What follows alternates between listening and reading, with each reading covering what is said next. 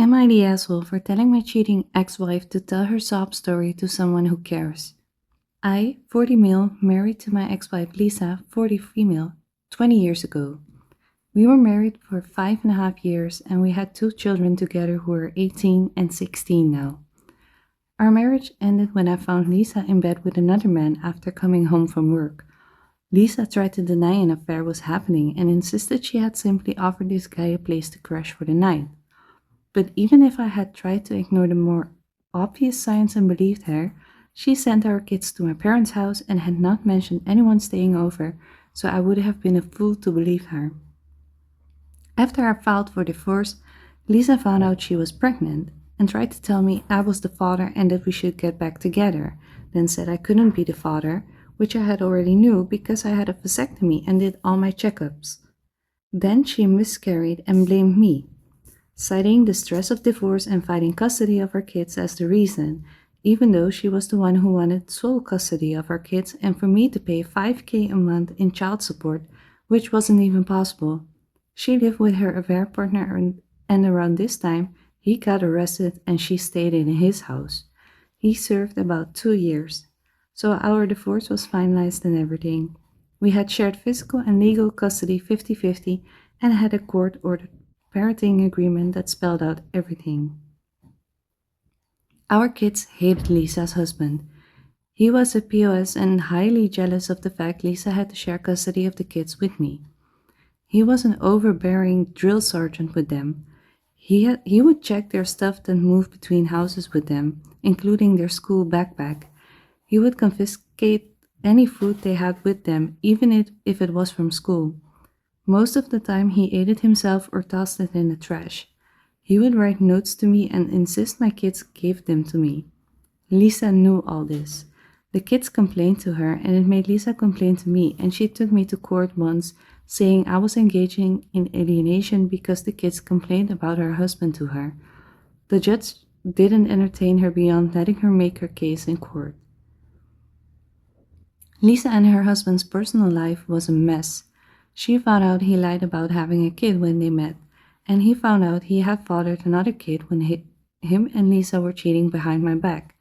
Those kids moved in with him full time, and Lisa tried to sue for more child support, which I did pay some but not a large amount because we had the kids an equal amount of time. My kids struggled with everything and they would talk to me. I had to fight to get them into therapy because Lisa refused to consent and she accused me of trying to ruin them with an expense like that. Even when I agreed to pay the full amount, she said no, but the judge overruled her when I took this to court. My kids were under increased pressure to bring stuff from my house to their mom's house so the other kids could play with their games. My kids hated going to their moms, but my first attempt to get majority/full custody failed. The kids were too young for their voices to be heard also. I did what I could to support and be there for my kids. They grew increasingly unhappy at there. And finally, 3 years ago, I was awarded full custody because of the wishes of the kids. By that point, Lisa had two more children with her husband, but my kids never bonded with the step or half siblings and did not care about maintaining contact with them and still wanted to live with me alone. Child support was then changed from me paying to Lisa paying me. She had it reduced once last year from financial difficulties facing her household.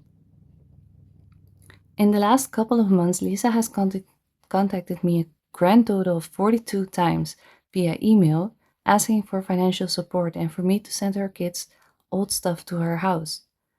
I wrote back one time clearly stating I would not, and I ignored further emails. My lawyer has them documented, but that's the most I have done with them. Instead of leaving it alone, she confronted me and tried to tell me this sob story about struggling to feed and clothe and take care of the 4 kids in her household. But I shut her down and told her to tell the sob story to someone who cares because her household is none of my concern. Only our children are my concern. She reached out to the oldest too, and both kids blocked her once they realized she would start something. In response to what I said, she wrote a very lengthy email that I skimmed and she sent a former friend of ours who sided with her in the divorce to confront me about abandoning her twice and being cruel. I shut that person down. It was 12 or more years ago when I last saw them. However, I am aware that Lisa is still the mother of my kids.